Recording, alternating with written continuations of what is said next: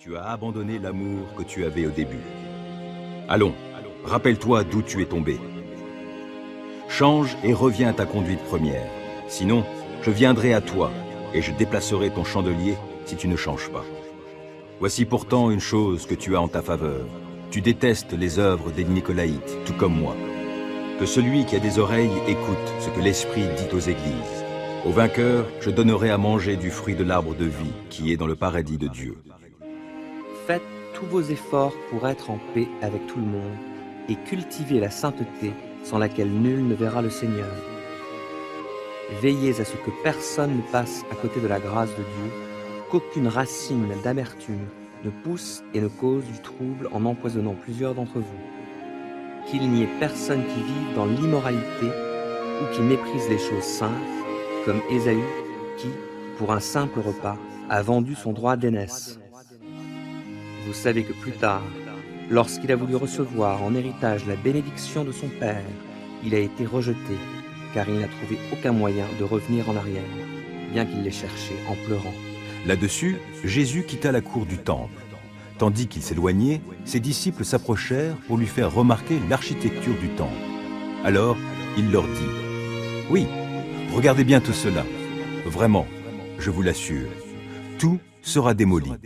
Il ne restera pas une pierre sur une autre. » Comme il était assis sur le mont des Oliviers, ses disciples s'approchèrent, le prirent à part, et lui demandèrent : « Dis-nous, quand cela se produira-t-il et quel signe annoncera ta venue et la fin du monde ?» Jésus leur répondit : « Faites bien attention que personne ne vous induise en erreur, car plusieurs viendront sous mon nom en disant « Je suis le Messie ». Et ils tromperont beaucoup de gens. Vous entendrez parler de guerre et de menaces de guerre. Attention, ne vous laissez pas troubler par ces nouvelles, car cela doit arriver, mais ce ne sera pas encore la fin. En effet, on verra se dresser une nation contre une nation, un royaume contre un autre. Il y aura des famines et des tremblements de terre en divers lieux, mais ce ne seront que les premières douleurs de l'enfantement. Alors, on vous persécutera et l'on vous mettra à mort. Tous les peuples vous haïront à cause de moi. À cause de cela, beaucoup abandonneront la foi. Ils se trahiront et se haïront les uns les autres. De nombreux faux prophètes surgiront et ils tromperont beaucoup de gens. Parce que le mal ne cessera de croître, l'amour du plus grand nombre se refroidira. Mais celui qui tiendra bon jusqu'au bout sera sauvé. Cette bonne nouvelle du royaume de Dieu sera proclamée dans le monde entier pour que tous les peuples en entendent le témoignage. Alors seulement viendra la fin. Quand donc vous verrez l'abominable profanation annoncée par le prophète Daniel s'établir dans le lieu saint, que celui qui lit comprenne. Alors que ceux qui sont en Judée s'enfuient dans les montagnes. Si quelqu'un est sur son toit en terrasse, qu'il ne rentre pas dans sa maison pour emporter les biens qui s'y trouvent.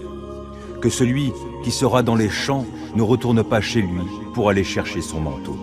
Malheur, en ces jours-là, aux femmes enceintes et à celles qui allaitent. Priez pour que votre fuite n'ait pas lieu en hiver, ni un jour de sabbat. Car, à ce moment-là, la détresse sera plus terrible que tout ce qu'on a connu depuis le commencement du monde. Et jamais plus on ne verra pareille souffrance. Vraiment, si le Seigneur n'avait pas décidé de réduire le nombre de ses jours, personne n'en réchapperait. Mais à cause de ceux qu'il a choisis, il abrégera ce temps.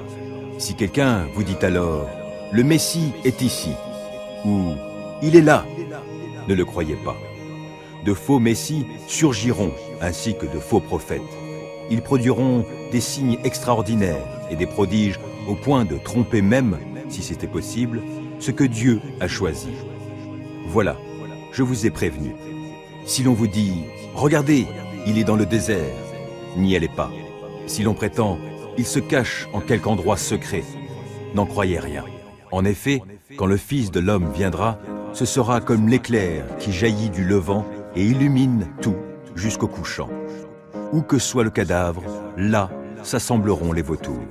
Aussitôt, après ces jours de détresse, le soleil s'obscurcira, la lune perdra sa clarté, les étoiles tomberont du ciel, Les puissances célestes seront ébranlées. C'est alors que le signe du Fils de l'homme apparaîtra dans le ciel. Alors tous les peuples de la terre se lamenteront, et ils verront le Fils de l'homme venir sur les nuées du ciel avec beaucoup de puissance et de gloire. Il enverra ses anges rassemblés au son des trompettes éclatantes, ses élus des quatre coins du monde, d'un bout à l'autre de l'univers. Que l'exemple du figuier vous serve d'enseignement. Quand ses rameaux deviennent tendres et que ses feuilles poussent, vous savez que l'été est proche. De même, quand vous verrez tous ces événements, sachez que le Fils de l'homme est proche, comme aux portes de la ville. Vraiment, je vous assure que cette génération-ci ne passera pas jusqu'à ce que tout cela vienne à se réaliser. Le ciel et la terre passeront, mais mes paroles ne passeront jamais. Quant au jour et à l'heure où cela se produira, personne ne les connaît, ni les anges du ciel, ni même le Fils. Personne, sauf le Père et lui seul. Lors de la venue du Fils de l'homme, les choses se passeront comme au temps de Noé. En effet, à l'époque qui précéda le déluge, les gens étaient occupés à manger et à boire, à se marier et à marier leurs enfants, jusqu'au jour où Noé entra dans le bateau. Ils ne se doutèrent de rien, jusqu'à ce que vienne le déluge qui les emporta tous. Ce sera la même chose lorsque le Fils de l'homme viendra. Alors, deux ouvriers travailleront côte à côte dans un champ. L'un sera emmené, l'autre laissé. Deux femmes seront en train de tourner la pierre de meule. L'une sera emmenée, l'autre laissée. Tenez-vous donc en éveil, puisque vous ignorez quel jour votre Seigneur viendra. Vous le savez bien, si le maître de maison savait à quelle heure de la nuit le voleur doit venir, il resterait éveillé pour ne pas le laisser pénétrer dans sa maison. Pour cette même raison, vous aussi, tenez-vous prêts, car c'est à ce moment que vous n'auriez pas imaginé que le Fils de l'homme viendra. Quel est le serviteur fidèle et sensé à qui le maître a confié le soin de veiller sur l'ensemble de son personnel pour qu'il distribue à chacun sa nourriture au moment voulu? Heureux ce serviteur que le maître, à son retour, trouvera en train d'agir comme il le lui a demandé. Vraiment, je vous l'assure, son maître lui confiera l'administration de tout ce qu'il possède. Mais si c'est un mauvais serviteur qui se dit « Mon maître n'est pas près de rentrer » et se met à maltraiter ses compagnons de service, à manger et à boire avec les ivrognes, son maître arrivera un jour où il ne s'y attendra pas et à un moment qu'il ne connaît pas. Alors, le maître le punira très sévèrement et le traitera comme on traite les hypocrites. C'est là qu'il y aura des pleurs et d'amers regrets. Quant à l'époque et au moment de ces événements, vous n'avez pas besoin, frères et sœurs, qu'on vous écrive à ce sujet. Vous savez fort bien, vous-même, que le jour du Seigneur viendra de façon aussi inattendue qu'un voleur en pleine nuit. Lorsque les gens diront « paix et sécurité », alors la ruine fondra subitement sur eux, comme les douleurs saisissent la femme enceinte, et aucun n'échappera. Mais vous, frères et sœurs, vous n'êtes pas dans les ténèbres pour que le jour du Seigneur vous surprenne comme un voleur, car vous êtes tous enfants de la lumière, enfants du jour. Nous n'appartenons ni à la nuit, ni aux ténèbres. Ne dormons donc pas comme le reste des hommes, mais restons vigilants et faisons preuve de modération. Ceux qui dorment, dorment la nuit, et ceux qui s'enivrent, s'enivrent la nuit. Mais nous qui sommes enfants du jour, faisons preuve de modération. Revêtons-nous de la cuirasse de la foi et de l'amour, et mettons le casque de l'espérance du salut. Car Dieu ne nous a pas destinés à connaître sa colère, mais à posséder le salut par notre Seigneur Jésus-Christ. Il est mort pour nous, afin que, vivants ou morts, nous entrions ensemble avec lui dans la vie. C'est pourquoi, encouragez-vous les uns les autres, et aidez-vous mutuellement à grandir dans la foi, comme vous le faites déjà. Nous vous demandons, frères et sœurs, d'apprécier ceux qui travaillent parmi vous, qui vous dirigent au nom du Seigneur et qui vous avertissent. Témoignez-leur une grande estime et de l'affection à cause de leur travail. Vivez en paix entre vous. Nous vous le recommandons, frères et sœurs. Avertissez ceux qui mènent une vie déréglée, réconfortez ceux qui sont découragés, soutenez les faibles, soyez patients envers tous. Veillez à ce que personne ne rende le mal pour le mal, mais, en toute occasion, recherchez le bien dans vos rapports mutuels comme envers tous les hommes. Soyez toujours dans la joie, priez sans cesse. Remerciez Dieu en toutes circonstances. Telle est pour vous la volonté que Dieu a exprimée en Jésus-Christ. N'éteignez pas l'action de l'Esprit, ne méprisez pas les prophéties. Au contraire, examinez toutes choses, retenez ce qui est bon et gardez-vous de ce qui est mauvais sous quelque forme que ce soit. Que le Dieu de paix vous rende lui-même entièrement saint et qu'il vous garde parfaitement esprit, âme et corps pour que vous soyez irréprochables lors de la venue de notre Seigneur Jésus-Christ. Celui qui vous appelle est fidèle et c'est lui qui accomplira tout cela. Frères et sœurs, priez aussi pour nous. Saluez-vous entre vous par un baiser fraternel. Je vous en conjure par le Seigneur, que cette lettre soit lue à tous les frères et sœurs. Que la grâce de notre Seigneur Jésus-Christ soit avec vous. Que l'Éternel t'exauce au jour de la détresse et que le Dieu de Jacob te protège. Que, de son sanctuaire, il t'envoie du secours et que, depuis Sion, il te soutienne. Qu'il tienne compte de toutes tes offrandes et que tes holocaustes soient agréés par lui. Qu'il daigne t'accorder ce que ton cœur souhaite, qu'il fasse s'accomplir tout ce que tu projettes. Pour fêter ta victoire, nous crierons notre joie, déployant nos bannières pour la gloire de notre Dieu. Que l'Éternel exauce toutes tes requêtes. Oui, je sais maintenant que l'Éternel sauve son roi qui a reçu l'onction. Il lui répond de sa demeure sainte au ciel, en opérant sa délivrance par l'action de sa force.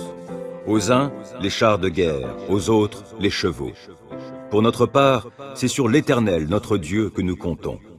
Eux, ils fléchissent et ils tombent. Nous restons debout et tenons fermement. Éternel, sauve notre roi, qu'il nous réponde quand nous faisons appel à lui. Qui aime la connaissance désire être corrigé. Qui déteste les réprimandes n'est qu'un sot. L'homme de bien s'attire la faveur de l'Éternel, mais Dieu condamne celui qui forge des desseins coupables. La méchanceté n'affermit la position de personne, mais celui qui est droit ne sera pas déraciné. Une femme de valeur est comme une couronne pour son mari, mais celle qui lui fait honte est comme une maladie qui ronge les os. Les projets des justes sont orientés vers ce qui est droit, alors que les méchants ne songent qu'à tromper. Les paroles des méchants sont des embûches meurtrières, et celles des hommes droits les sauvent. Qu'on renverse les méchants, ils ne sont plus, mais la maison des justes subsiste. Un homme est estimé pour son bon sens, mais celui dont le cœur est corrompu sera méprisé. Mieux vaut être méprisé et avoir un serviteur que de faire l'homme important et n'avoir rien à manger. Le juste veille au bien-être de ses bêtes, mais le cœur des méchants est cruel envers elles. Qui travaille sa terre aura du pain en abondance, qui court après des futilités est dépourvu de sens. Le méchant convoite la proie de ceux qui font le mal, mais la racine des justes donne du fruit. Le méchant est pris au piège de ses propos coupables, mais le juste échappe à ses difficultés. Par ses paroles, on peut recueillir du bien en abondance, et l'on reçoit le salaire de ses œuvres. L'insensé pense toujours qu'il fait bien, mais le sage écoute les avis des autres. L'insensé manifeste immédiatement son irritation, mais l'homme avisé sait ravaler un affront. Un témoin digne de foi déclare ce qui est juste, mais le témoin mensonger est trompeur. Les paroles des bavards blessent comme des coups d'épée, tandis que le langage des sages est comme un baume qui guérit. La bouche véridique est pour toujours affermie, mais la langue menteuse ne tient pas longtemps. La tromperie imprègne le cœur des artisans du mal, mais la joie est pour ceux qui donnent des conseils visant à la paix. Aucune calamité n'atteint le juste, mais les méchants sont accablés de maux. Les lèvres menteuses sont en horreur à l'Éternel, mais ceux qui agissent en hommes fiables lui font plaisir. L'homme avisé cache son savoir, mais l'insensé proclame bien haut sa sottise. Ceux qui travaillent avec zèle s'assurent la direction des affaires, mais les nonchalants seront astreints aux corvées. Le souci au fond du cœur déprime un homme, mais une parole d'encouragement lui rend la joie. Le juste sert de guide à ses compagnons, mais la conduite des méchants les égare. Le paresseux ne fait pas rôtir son gibier. Le bien le plus précieux de l'homme, c'est l'activité. La vie se trouve sur le chemin de la justice. Cette voie-là préserve de la mort.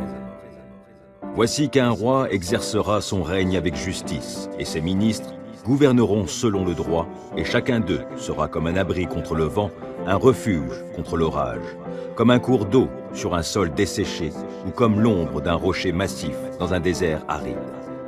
Alors les yeux de ceux qui devraient voir ne seront plus aveugles, les oreilles des auditeurs se feront attentives. Les gens écervelés réfléchiront afin d'apprendre, et la langue des bègues parlera clairement avec facilité. On ne considérera plus l'insensé comme un noble, on ne dira plus du trompeur qu'il est quelqu'un de grand. L'insensé, en effet, dit des insanités. Il est porté, au fond de lui, à commettre le mal, à agir sans respect pour Dieu, à tenir des propos blasphématoires pour l'Éternel. Il laisse l'affamé avec le ventre creux et prive de boisson celui qui meurt de soif. Les manœuvres du fourbe sont malveillantes, il projette des mauvais coups pour opprimer les pauvres par des paroles fausses, alors que l'indigent réclame son bon droit. Mais l'homme, au noble cœur, a de nobles desseins, et toute sa conduite reflète sa noblesse. Ô femmes qui vivez tranquilles, debout, écoutez-moi. Vous, filles insouciantes, écoutez mes paroles.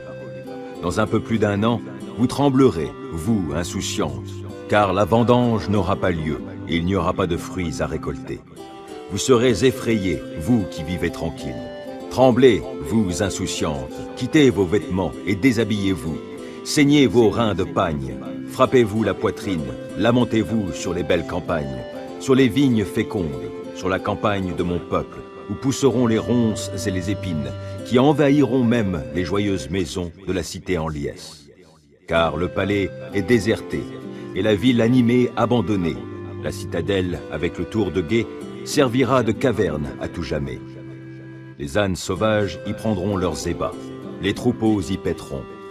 Il en sera ainsi jusqu'à ce que l'Esprit soit répandu sur nous d'en haut.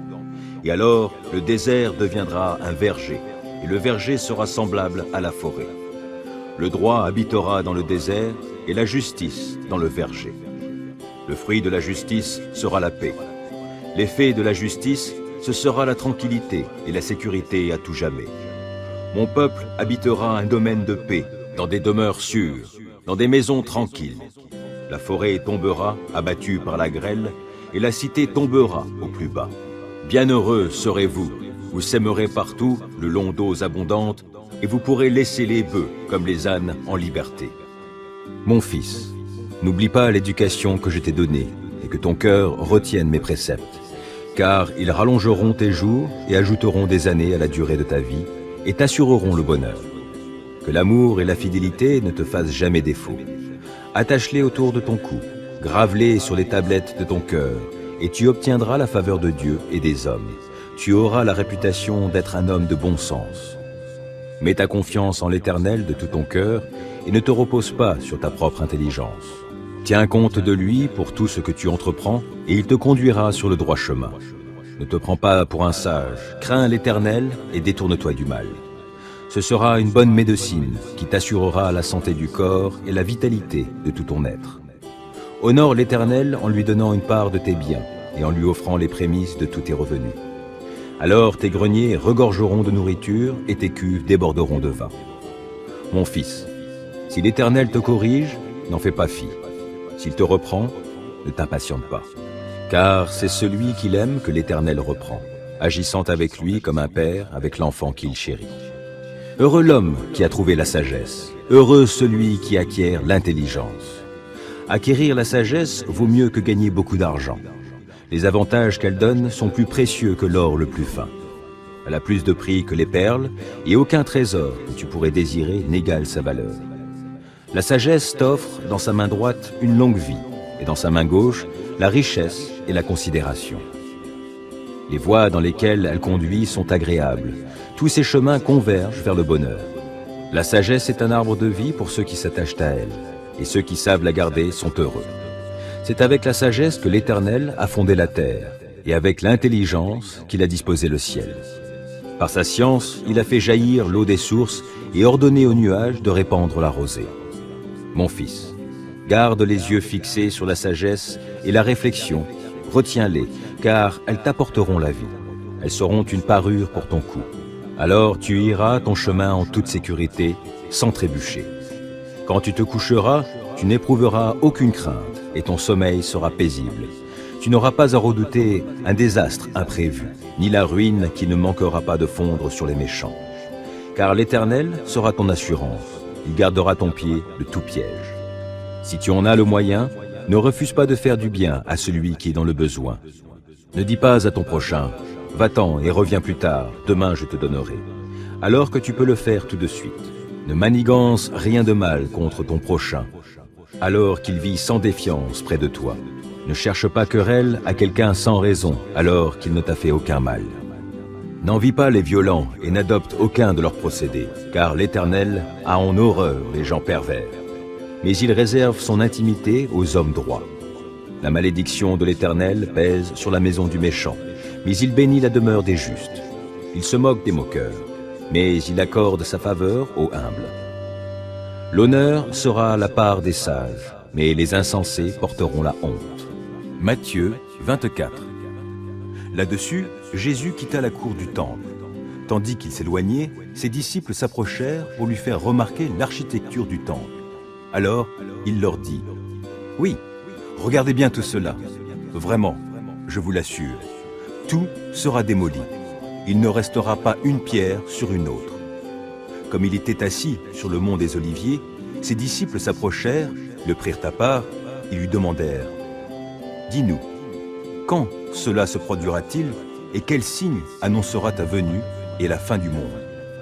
Jésus leur répondit, « Faites bien attention que personne ne vous induise en erreur, car plusieurs viendront sous mon nom en disant « Je suis le Messie ». Ils tromperont beaucoup de gens. Vous entendrez parler de guerre et de menaces de guerre. Attention, ne vous laissez pas troubler par ces nouvelles, car cela doit arriver, mais ce ne sera pas encore la fin. En effet, on verra se dresser une nation contre une nation, un royaume contre un autre. Il y aura des famines et des tremblements de terre en divers lieux, mais ce ne seront que les premières douleurs de l'enfantement. Alors, on vous persécutera et l'on vous mettra à mort. Tous les peuples vous haïront à cause de moi. À cause de cela, beaucoup abandonneront la foi. Ils se trahiront et se haïront les uns les autres. De nombreux faux prophètes surgiront et ils tromperont beaucoup de gens. Parce que le mal ne cessera de croître, l'amour du plus grand nombre se refroidira. Mais celui qui tiendra bon jusqu'au bout sera sauvé. Cette bonne nouvelle du royaume de Dieu sera proclamée dans le monde entier pour que tous les peuples en entendent le témoignage. Alors seulement viendra la fin. Quand donc vous verrez l'abominable profanation annoncée par le prophète Daniel s'établir dans le lieu saint, que celui qui lit comprenne. Alors que ceux qui sont en Judée s'enfuient dans les montagnes. Si quelqu'un est sur son toit en terrasse, qu'il ne rentre pas dans sa maison pour emporter les biens qui s'y trouvent. Que celui qui sera dans les champs ne retourne pas chez lui pour aller chercher son manteau. Malheur, en ces jours-là, aux femmes enceintes et à celles qui allaitent. Priez pour que votre fuite n'ait pas lieu en hiver, ni un jour de sabbat. Car, à ce moment-là, la détresse sera plus terrible que tout ce qu'on a connu depuis le commencement du monde. Et jamais plus on ne verra pareille souffrance. Vraiment, si le Seigneur n'avait pas décidé de réduire le nombre de ses jours, personne n'en réchapperait. Mais à cause de ceux qu'il a choisis, il abrégera ce temps. Si quelqu'un vous dit alors « Le Messie est ici » ou « Il est là », ne le croyez pas. De faux messies surgiront ainsi que de faux prophètes. Ils produiront des signes extraordinaires et des prodiges au point de tromper même, si c'était possible, ce que Dieu a choisi. Voilà, je vous ai prévenu. Si l'on vous dit « Regardez, il est dans le désert », n'y allez pas. Si l'on prétend « Il se cache en quelque endroit secret », n'en croyez rien. En effet, quand le Fils de l'homme viendra, ce sera comme l'éclair qui jaillit du levant et illumine tout jusqu'au couchant. Où que soit le cadavre, là s'assembleront les vautours. Aussitôt, après ces jours de détresse, le soleil s'obscurcira, la lune perdra sa clarté, les étoiles tomberont du ciel, les puissances célestes seront ébranlées. C'est alors que le signe du Fils de l'homme apparaîtra dans le ciel. Alors tous les peuples de la terre se lamenteront, et ils verront le Fils de l'homme venir sur les nuées du ciel avec beaucoup de puissance et de gloire. Il enverra ses anges rassemblés au son des trompettes éclatantes, ses élus des quatre coins du monde, d'un bout à l'autre de l'univers. Que l'exemple du figuier vous serve d'enseignement. Quand ses rameaux deviennent tendres et que ses feuilles poussent, vous savez que l'été est proche. De même, quand vous verrez tous ces événements, sachez que le Fils de l'homme est proche, comme aux portes de la ville. Vraiment, je vous assure que cette génération-ci ne passera pas jusqu'à ce que tout cela vienne à se réaliser. Le ciel et la terre passeront, mais mes paroles ne passeront jamais. Quant au jour et à l'heure où cela se produira, personne ne les connaît, ni les anges du ciel, ni même le Fils. Personne, sauf le Père et lui seul. Lors de la venue du Fils de l'homme, les choses se passeront comme au temps de Noé. En effet, à l'époque qui précéda le déluge, les gens étaient occupés à manger et à boire, à se marier et à marier leurs enfants, jusqu'au jour où Noé entra dans le bateau. Ils ne se doutèrent de rien, jusqu'à ce que vienne le déluge qui les emporta tous. Ce sera la même chose lorsque le Fils de l'homme viendra. Alors, 2 ouvriers travailleront côte à côte dans un champ. L'un sera emmené, l'autre laissé. 2 femmes seront en train de tourner la pierre de meule. L'une sera emmenée, l'autre laissée. Tenez-vous donc en éveil, puisque vous ignorez quel jour votre Seigneur viendra. Vous le savez bien, si le maître de maison savait à quelle heure de la nuit le voleur doit venir, il resterait éveillé pour ne pas le laisser pénétrer dans sa maison. Pour cette même raison, vous aussi, tenez-vous prêts, car c'est à ce moment que vous n'auriez pas imaginé que le Fils de l'homme viendra. Quel est le serviteur fidèle et sensé à qui le maître a confié le soin de veiller sur l'ensemble de son personnel pour qu'il distribue à chacun sa nourriture au moment voulu? Heureux ce serviteur que le maître, à son retour, trouvera en train d'agir comme il le lui a demandé. Vraiment, je vous l'assure, son maître lui confiera l'administration de tout ce qu'il possède. Mais si c'est un mauvais serviteur qui se dit « Mon maître n'est pas près de rentrer » et se met à maltraiter ses compagnons de service, à manger et à boire avec les ivrognes, son maître arrivera un jour où il ne s'y attendra pas et à un moment qu'il ne connaît pas. Alors, le maître le punira très sévèrement et le traitera comme on traite les hypocrites. C'est là qu'il y aura des pleurs et d'amers regrets. Première lettre aux Thessaloniciens, 5. Quant à l'époque et au moment de ces événements, vous n'avez pas besoin, frères et sœurs, qu'on vous écrive à ce sujet. Vous savez fort bien vous-même que le jour du Seigneur viendra de façon aussi inattendue qu'un voleur en pleine nuit. Lorsque les gens diront « paix et sécurité », alors la ruine fondra subitement sur eux, comme les douleurs saisissent la femme enceinte, et aucun n'échappera. Mais vous, frères et sœurs, vous n'êtes pas dans les ténèbres pour que le jour du Seigneur vous surprenne comme un voleur. Car vous êtes tous enfants de la lumière, enfants du jour. Nous n'appartenons ni à la nuit, ni aux ténèbres. Ne dormons donc pas comme le reste des hommes, mais restons vigilants et faisons preuve de modération. Ceux qui dorment, dorment la nuit, et ceux qui s'enivrent, s'enivrent la nuit. Mais nous qui sommes enfants du jour, faisons preuve de modération. Revêtons-nous de la cuirasse de la foi et de l'amour, et mettons le casque de l'espérance du salut. Car Dieu ne nous a pas destinés à connaître sa colère, mais à posséder le salut par notre Seigneur Jésus-Christ. Il est mort pour nous, afin que, vivants ou morts, nous entrions ensemble avec lui dans la vie. C'est pourquoi, encouragez-vous les uns les autres et aidez-vous mutuellement à grandir dans la foi, comme vous le faites déjà. Nous vous demandons, frères et sœurs, d'apprécier ceux qui travaillent parmi vous, qui vous dirigent au nom du Seigneur et qui vous avertissent. Témoignez-leur une grande estime et de l'affection à cause de leur travail. Vivez en paix entre vous.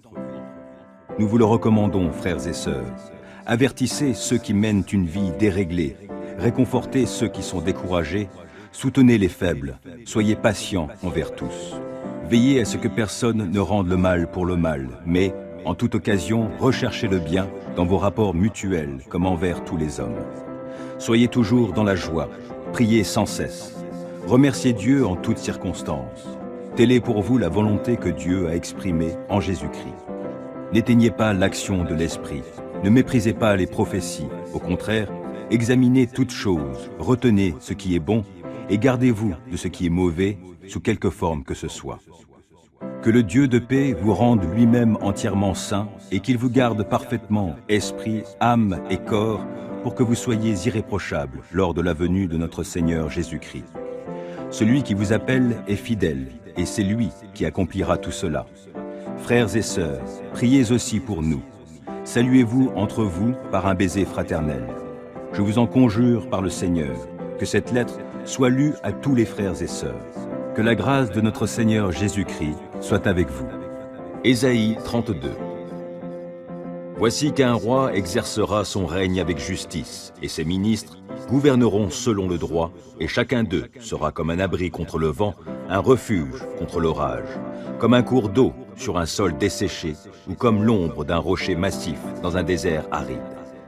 Alors les yeux de ceux qui devraient voir ne seront plus aveugles, les oreilles des auditeurs se feront attentives. Les gens écervelés réfléchiront afin d'apprendre, et la langue des bègues parlera clairement avec facilité. On ne considérera plus l'insensé comme un noble, on ne dira plus du trompeur qu'il est quelqu'un de grand. L'insensé, en effet, dit des insanités. Il est porté, au fond de lui, à commettre le mal, à agir sans respect pour Dieu, à tenir des propos blasphématoires pour l'Éternel. Il laisse l'affamé avec le ventre creux et prive de boisson celui qui meurt de soif. Les manœuvres du fourbe sont malveillantes, il projette des mauvais coups pour opprimer les pauvres par des paroles fausses, alors que l'indigent réclame son bon droit. Mais l'homme, au noble cœur, a de nobles desseins, et toute sa conduite reflète sa noblesse. Ô femmes qui vivez tranquilles, debout, écoutez-moi. Vous, filles insouciantes, écoutez mes paroles.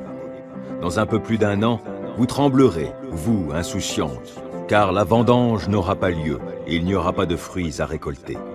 Vous serez effrayés, vous qui vivez tranquilles. Tremblez, vous insouciantes, quittez vos vêtements et déshabillez-vous. Saignez vos reins de pagne, frappez-vous la poitrine, lamentez-vous sur les belles campagnes, sur les vignes fécondes, sur la campagne de mon peuple, où pousseront les ronces et les épines, qui envahiront même les joyeuses maisons de la cité en liesse. Car le palais est déserté, et la ville animée abandonnée. La citadelle, avec le tour de guet, servira de caverne à tout jamais. Les ânes sauvages y prendront leurs ébats, les troupeaux y paîtront. Il en sera ainsi jusqu'à ce que l'Esprit soit répandu sur nous d'en haut. Et alors, le désert deviendra un verger, et le verger sera semblable à la forêt. Le droit habitera dans le désert, et la justice dans le verger. Le fruit de la justice sera la paix. L'effet de la justice, ce sera la tranquillité et la sécurité à tout jamais. Mon peuple habitera un domaine de paix, dans des demeures sûres, dans des maisons tranquilles. La forêt tombera, abattue par la grêle, et la cité tombera au plus bas. Bienheureux serez-vous, vous sèmerez partout le long d'eaux abondantes, et vous pourrez laisser les bœufs comme les ânes en liberté. Psaume 3. Ô Éternel, mes ennemis sont si nombreux. Oui, si nombreux mes adversaires qui se sont dressés contre moi, et si nombreux ceux qui prétendent qu'il n'y a plus aucun secours pour moi auprès de Dieu. Pourtant, ô Éternel, tu es pour moi un bouclier qui me protège. Ô toi, ma gloire, tu me feras marcher encore la tête haute. À haute voix, je crie vers l'Éternel. De sa montagne sainte, mon Dieu m'exaucera. Quand je me couche, je m'endors. Je me réveille car l'Éternel est mon soutien. Je ne craindrai donc pas ces multitudes qui sont postées autour de moi. Éternel, lève-toi. Au secours, mon Dieu, sauve-moi. Tu gifles tous mes ennemis. Tu casses les dents aux méchants. De l'Éternel vient le salut. Ô Éternel, fais reposer ta bénédiction sur les tiens. Psaume 4. Quand je t'appelle à l'aide, Dieu qui me rend justice, ô réponds-moi. Lorsque je suis dans la détresse, tu me délivres. Dieu, fais-moi grâce et entends ma prière. Et vous, les hommes, jusque à quand jetterez-vous le discrédit sur mon honneur? Jusque à quand vous plairez-vous à poursuivre le vent et le mensonge? Sachez-le bien, L'Éternel s'est choisi un homme qui lui est fidèle, et il m'entend quand je l'appelle. Mettez-vous en colère, mais n'allez pas jusqu'à pécher. Réfléchissez sur votre lit, puis taisez-vous. Offrez des sacrifices conformes à la loi, et confiez-vous en l'Éternel. Ils sont nombreux, ceux qui demandent. Qui donc nous apportera le bonheur? Ô Éternel, porte sur nous un regard favorable, que notre vie en soit illuminée. Tu mets dans mon cœur de la joie, plus qu'ils n'en ont quand leurs moissons abondent, quand leur vin nouveau coule. Dans la paix, je me couche et m'endors aussitôt. Grâce à toi, seul, ô Éternel, je demeure en sécurité. Psaume 8. Éternel, notre Seigneur, que ta gloire est admirable sur la terre tout entière. Au-dessus du ciel, on célèbre ta splendeur. De la bouche des petits-enfants et des nourrissons, tu fais jaillir la louange à l'encontre de tes adversaires pour imposer le silence à l'ennemi plein de hargne. Quand je contemple le ciel que tes doigts ont façonné, les étoiles et la lune que tes mains ont disposées, je me dis, qu'est-ce que l'homme pour que tu en prennes soin? Et qu'est-ce qu'un être humain pour qu'à lui tu t'intéresses? Pourtant, tu l'as fait de peu inférieur à Dieu. Tu l'as couronné de gloire et d'honneur. Tu lui donnes de régner sur les œuvres de tes mains. Tu as tout mis sous ses pieds, tout bétail, gros ou petit, et les animaux sauvages, tous les oiseaux dans les airs et les poissons de la mer, tous les êtres qui parcourent les sentiers des mers. Éternel notre Seigneur, que ta gloire est admirable sur la terre tout entière. Psaume 58. Vraiment, est-ce en vous taisant que vous rendez la justice? Jugez-vous les hommes en toute droiture? Non, vous commettez sciemment l'injustice. Vous propagez sur la terre la violence de vos mains. Dès le ventre maternel, les méchants s'écartent du chemin. Depuis leur naissance, les menteurs s'égarent. Ils sont venimeux comme des serpents. Ils se bouchent les oreilles comme la vipère sourde qui n'écoute pas la voix des charmeurs et de l'enchanteur expert dans son art. Ô Dieu, brise-leur les dents dans la bouche. Éternel, arrache les crocs de ces lions. Que ces gens-là disparaissent comme les eaux qui s'écoulent. Rends leurs flèches sans effet quand ils tirent de leur arc. Qu'ils périssent comme la limace qui fond tout en se mouvant. Comme les enfants mort-nés, qu'ils ne voient pas le soleil. Et avant que leurs épines ne deviennent des buissons, qu'elles soient vertes ou sèches, qu'un tourbillon les emporte. Pour le juste, quelle joie de voir les méchants punis. Dans leur sang, il se lavera les pieds. Et les hommes pourront dire, oui, ceux qui sont justes trouvent une récompense. Il y a un Dieu qui exerce la justice sur la terre. Psaume 20. Que l'Éternel t'exauce au jour de la détresse et que le Dieu de Jacob te protège. Que, de son sanctuaire, il t'envoie du secours et que, depuis Sion, il te soutienne. Qu'il tienne compte de toutes tes offrandes et que tes holocaustes soient agréés par lui. Qu'il daigne t'accorder ce que ton cœur souhaite, qu'il fasse s'accomplir tout ce que tu projettes. Pour fêter ta victoire, nous crierons notre joie, déployant nos bannières pour la gloire de notre Dieu. Que l'Éternel exauce toutes tes requêtes. Oui, je sais maintenant que l'Éternel sauve son roi qui a reçu l'onction. Il lui répond de sa demeure sainte au ciel, en opérant sa délivrance par l'action de sa force. Aux uns, les chars de guerre, aux autres, les chevaux. Pour notre part, c'est sur l'Éternel, notre Dieu, que nous comptons. Eux, ils fléchissent et ils tombent. Nous, nous restons debout et tenons fermement. Éternel, sauve notre roi, qu'il nous réponde quand nous faisons appel à lui.